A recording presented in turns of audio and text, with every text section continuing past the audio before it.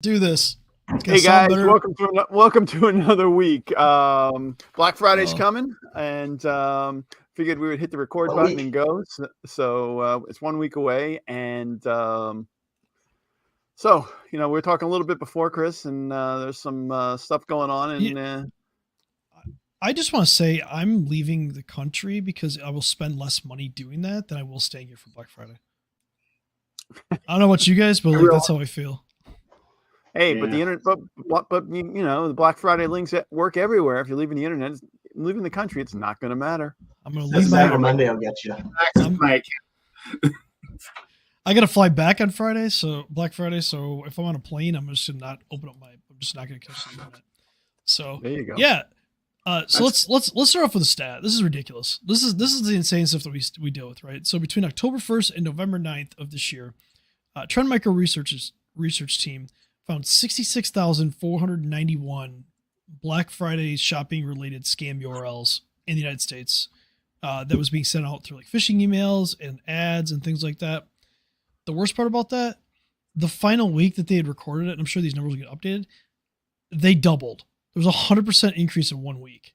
So it went from like 33,000 to over 66,000 in a week.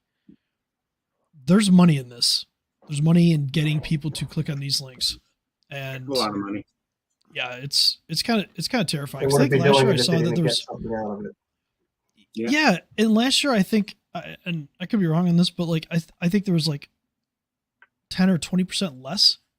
So it's just like every year it's just like let's stack on top of it. Let's just keep going. I think I read something yesterday about Barclays saying it's up 22% from last year already. I wouldn't.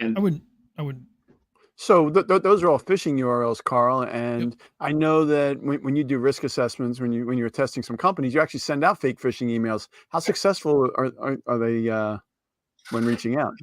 It's surprisingly quite a lot. I mean, even if they don't click on the link, if they open them up, I mean, right now you can have a JPEG photo embedded inside of the email, and if they just glance over it, if they mouse over that, it can basically drop a payload right into the system, and it's off to the races for these guys. Yeah. So now they got.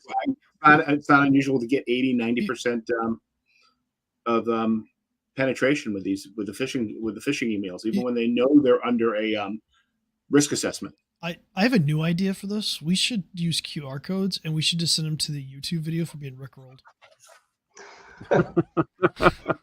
And then hopefully all their speakers are on because I just want to hear it and then like record the office because I want to hear it as it goes off. That would be awesome. Remind me to get back with when we're talking about holiday things about the QR codes because somebody else mentioned another scam that just happened that you should be aware of. Yeah, go for it. Talk for about right now. Okay, no problem. Then when you go to restaurants, you want to make sure a lot of these places they have the menus with the QR codes, or they have like sign. If you click on this QR code, you're going to get a discount, 10% or whatever. Mm-hmm. And a lot of guys what they're doing. The bad guys are going ahead and putting stickers right on top of the QR codes. And so, and how are you going to know if that's good or bad? Nobody in the restaurant's going to check that. So you scan that, and you're being brought to a malicious site, and you're asked to put your credentials back in there. And it's step one. They're landing on the beachhead. Let's say that real quick. If you scan a QR code at a restaurant and it requires you to log in, you should close that immediately. If anybody sends you a QR code that requires you to log in, or to give you an email pass, well, what they're doing is trying to get data. They're trying to mine you for an email and a phone number, and then at that point, they're going to start sending targeted attacks at you. Well, if it sends you to a Microsoft 365 page or like Google, they're trying to steal your 2FA token to their session 2. So let's just say this. If it requires you to log in at a restaurant, just don't do it. Exactly. Well, that's true. It should be your discount code or your check. And frankly, if what's on that check isn't what you ordered, just stop. Hand the credit card to your server. Yeah. So let's see what else. Oh, Sherman agrees. Excuse me. Sherman agrees. There we go. Sherman agrees. So anyway, Matt, if we jump back to Chris's initial message about all these bad URL sites and phishing things that are going out there, Black Friday. Not everyone has Black Friday off. There's a bunch of people that are working. What should people be doing there? Honestly, don't be dumb. And I know that sounds rude, but this stuff's coming in. And if you get an email that looks like it might be from bestbuy.com and you're so excited about the $10 TV and it says bestbuy.xyz, please don't click it. Please don't open it. Please don't do anything with it. Just delete it.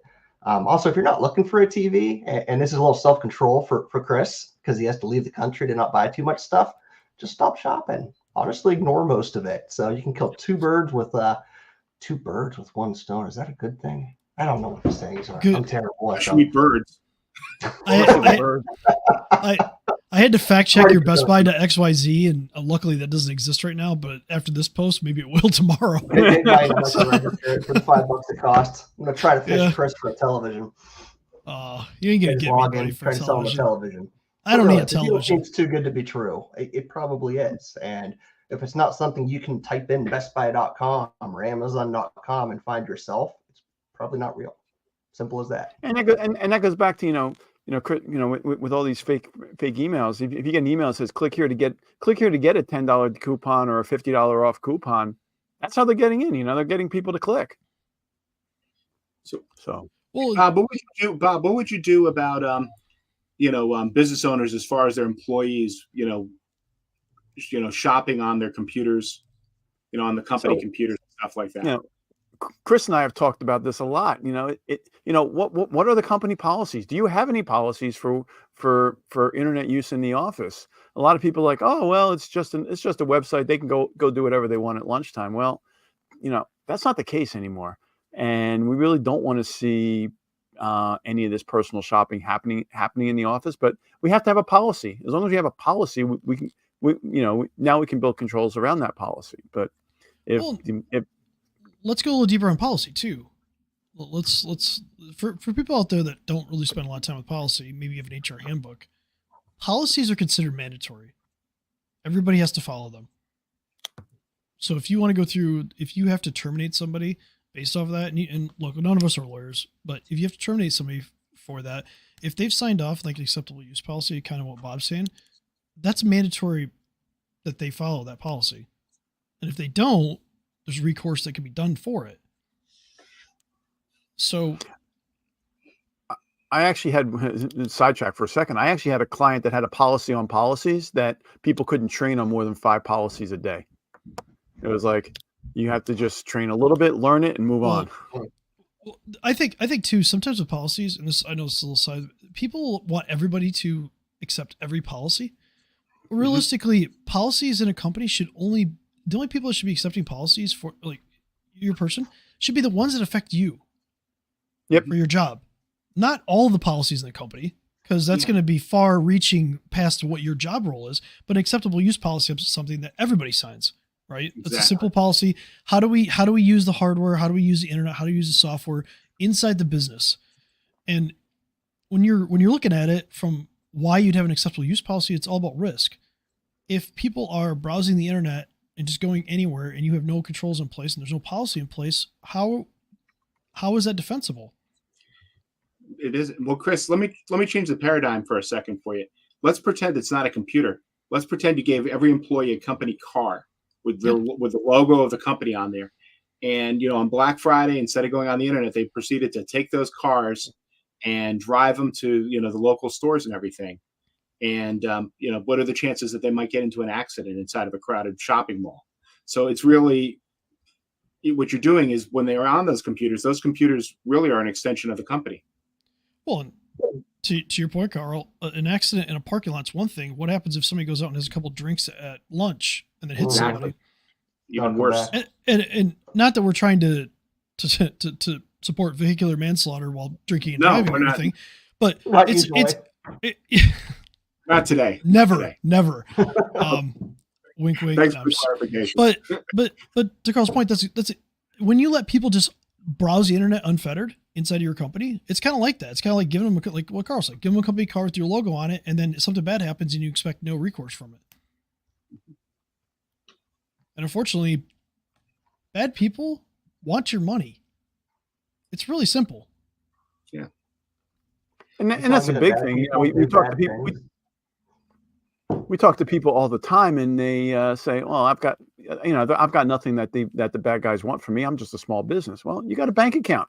The bad guys want it, and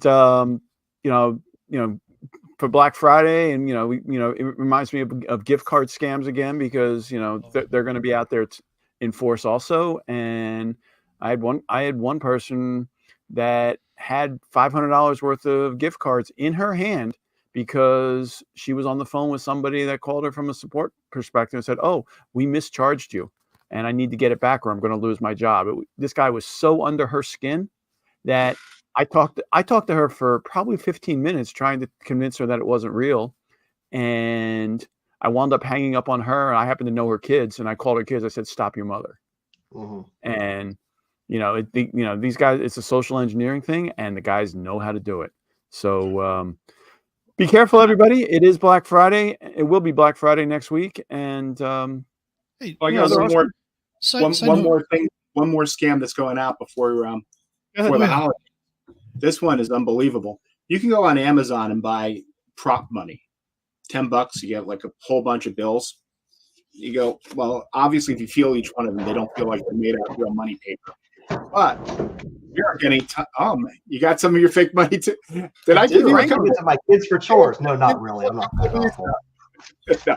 So there have actually been a lot of cases where people are using this inside of change. You break 100 and they throw a 20 in there or something like that, and you're just taking your money. So please be careful as far as that's concerned. Matt, it's Chris. You told me a guy bought a car with a whole bunch of this, and the police didn't do anything. That was quite a story. Yeah, it was a few months ago. They had somebody that took a duffel bag full of cash, and it was prop money, and there's nothing the police could do because they exchanged something for the car. Even though that something was worth nothing, they exchanged something for the car, and they signed the title over free and clear. So, small claims court. I mean, they probably could, but I don't think they knew the person because it was paid in cash. Jeez. The person just disappeared. Well, yeah.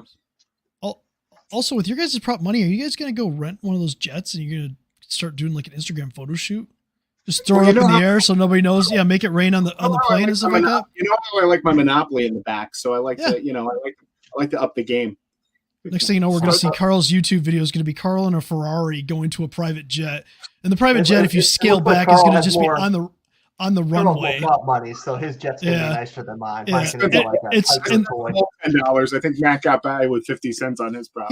He's gonna rent it for 15 minutes so he can take like a bunch of photos in there. The jet's just gonna be sitting on the runway. The Ferrari, he's not really driving it; it's just sitting there, and he's just sitting inside of it for 15 minutes, and he's gonna look like a baller. And then there's gonna be a QR code. There'll be a QR code. There'll be a QR code. Hey, if you want to look like me, scan this QR code and download my free course. Okay, well, let's give people some time back in the day and wrap this up. But this is going nowhere. Anyway, guys, good seeing you. We still need to come up with a name for this. And for now, it's going to be the unknown Cybertalk. I thought we were going unnamed. Unnamed. There we go. Maybe we can go. Maybe underground. Underground. The underground cyber. I gotta find a basement though. Matt, any final words? I got nothing. I figure we'll take the blows about prop money offline and give everyone their time. There you back. go, Carl. Spare you got anything? No, it's just happy Thanksgiving. Okay, Chris, and you? Happy Thanksgiving. You always have something to say though. Well, hey, look. I've already made fun of Carl for his QR code and his course that he's to be selling to everybody. Okay. Anyway. Back next to work, week, everyone.